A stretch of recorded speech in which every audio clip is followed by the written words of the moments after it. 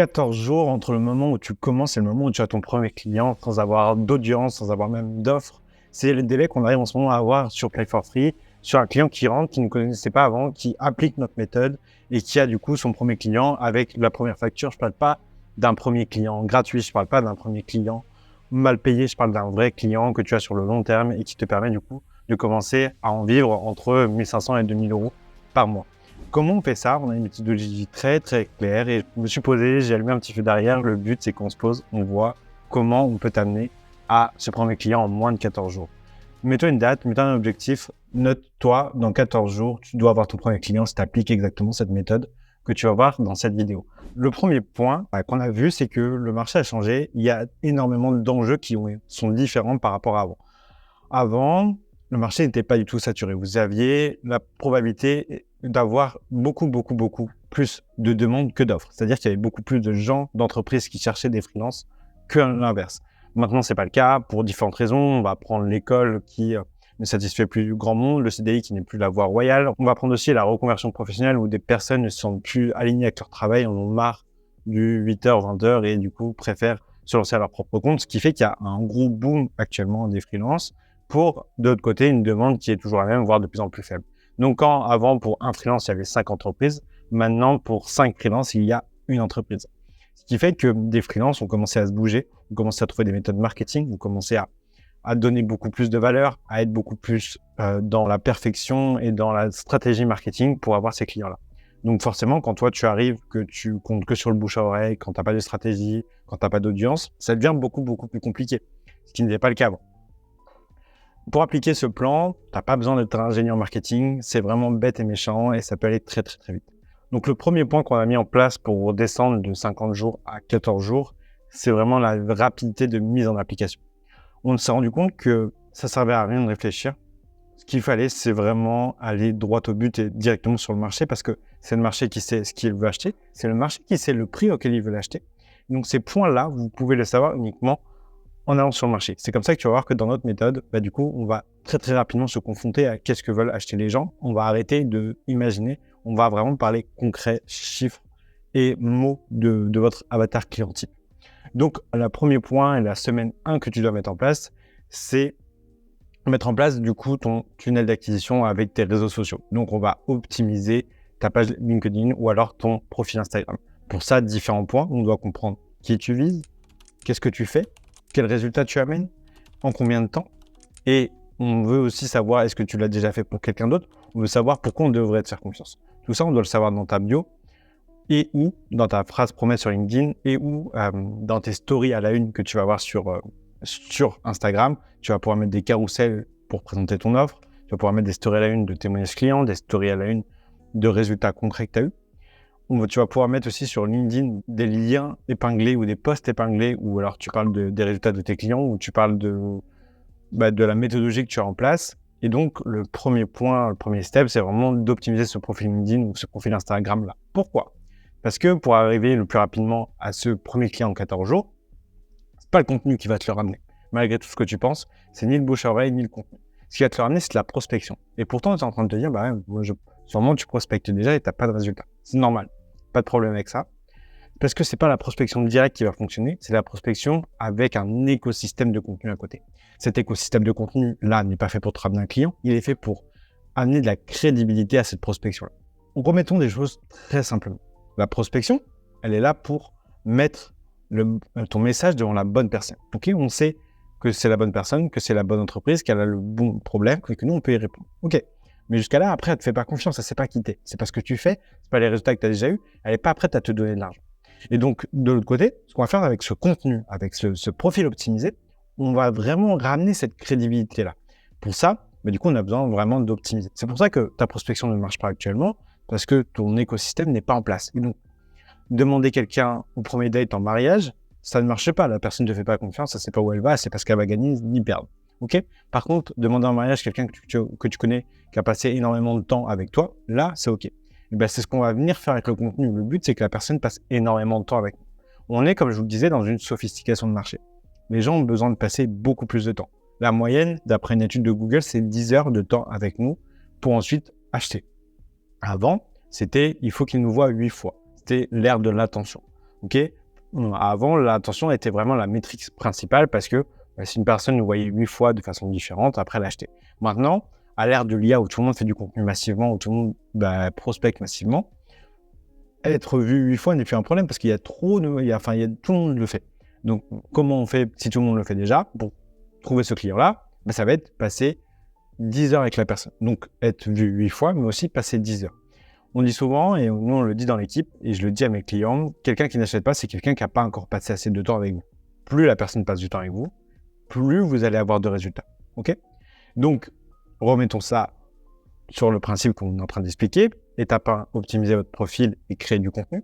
Étape 2, on va aller contacter un maximum de personnes. Je vous l'ai dit, pour aller plus rapidement, et c'est ce qu'on a découvert pour avoir des résultats plus rapides, il faut vraiment se confronter au marché très rapidement.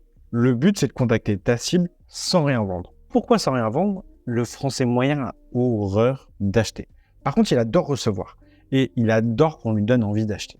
Donc pour ça, qu'est-ce qu'on va faire? On va créer soit des ressources, soit des lignes magnètes, soit des études de cas, des choses où il serait prêt à payer pour avoir ce que tu vas lui donner.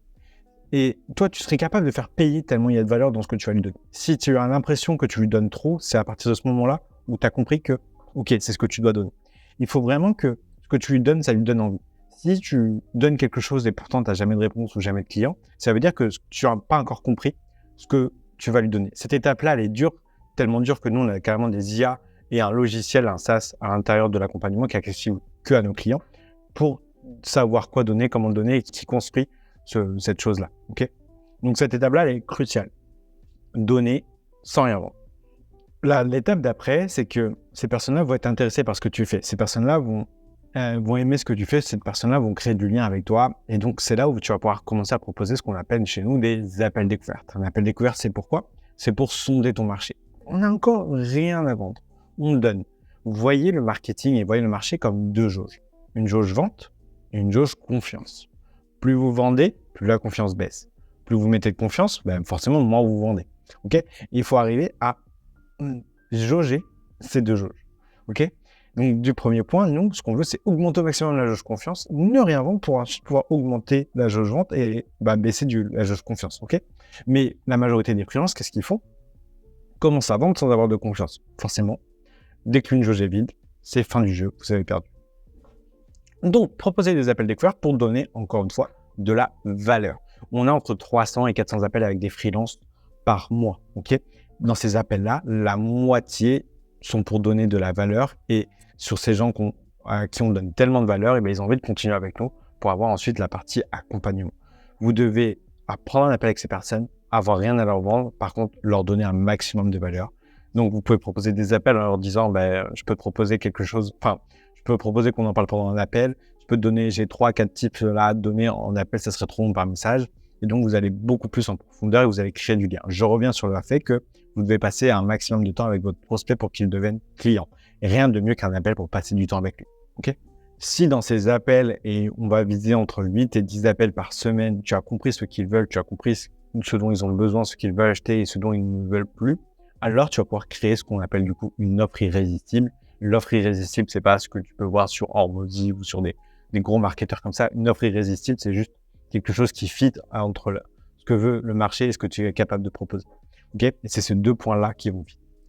Attention, ne pas te figer sur ce que toi tu veux proposer, mais tu dois te figer sur ce que le marché veut. Si le marché veut un truc que toi, tu te sens pas prêt à proposer, tu dois trouver un moyen de le proposer d'une autre manière. Ou alors, si tu te dis, non, ça, j'ai la flemme de le faire, mais si le marché il veut acheter ça, il veut acheter ça.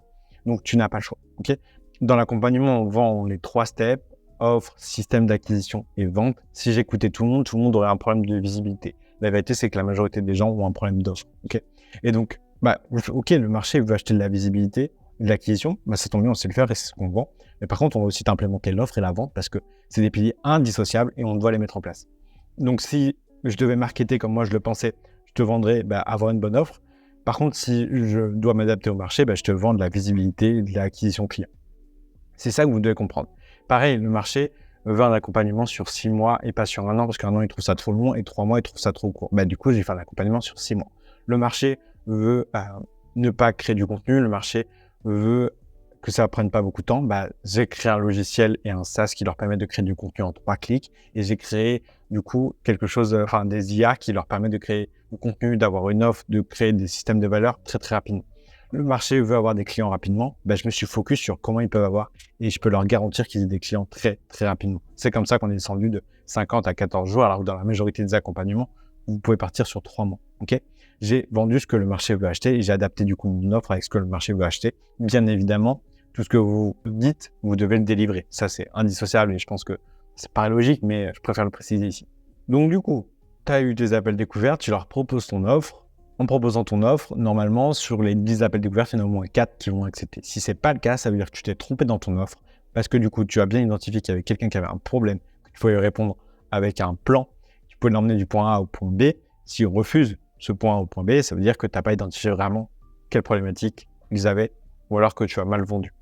Ensuite, comment faire pour que ça soit scalable? Scalable, ça veut dire quoi? Ça veut dire que comment faire pour faire ça à grande échelle? En fait, ta prospection, c'est trop chronophage. Sur le long terme, tu ne tiendras pas à moins que tu aies une équipe derrière. Par contre, le contenu est un levier ultra puissant, comme la publicité. Et donc, ce qu'on va faire, c'est qu'on va miser sur le contenu pour attirer et la publicité pour attirer le maximum de clients à toi et que ça se fasse en automatique. C'est-à-dire que ce soit les clients qui viennent à toi et puis toi qui vont vers les clients. Ok ? Et ça, pourquoi on ne le fait pas dès le début? Tu me diras. Parce que le plus rapide, et ça restera la prospection. Mettre ton offre devant la personne. Si elle refuse, il y a un problème d'offre. C'est pas compliqué. Ok? Alors que le contenu, quand tu poses du contenu, tu sais pas à qui ça envoie. Ok? Et l'ADS, c'est pareil. Il y a des enjeux où tu dois savoir qui cibler, comment le cibler, tout ça, qui n'est pas facile au début. Donc, rien ne vaut la prospection pour avoir un client en 14 jours.